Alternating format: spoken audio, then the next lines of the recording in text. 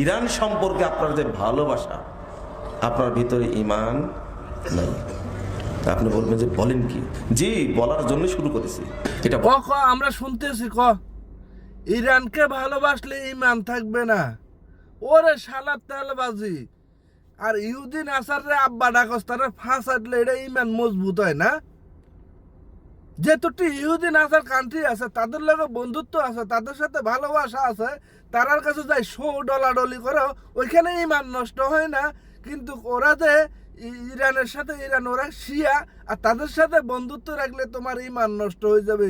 মৌলবীর ঘরে মৌলবী কোনানার ফাইজদামের একটা সীমা আছে। মানে বাংলাদেশের মধ্যে সব বড় মানে মুক্তি মহাদ্দেশ ফতুয়াবাজি সবকিছু বাংলাদেশও ঘরে ভর্তি রয়েছে। কি জানি কয় নাস্তিক লই, নাস্তিক দুনিয়াটা খাই রাখছে নাস্তিক দি। ওইখানে ঈমান নষ্ট হয় না, আর ইরানের সাথে বন্ধুত্ব রাখলে ঈমান নষ্ট হয়ে যাবো।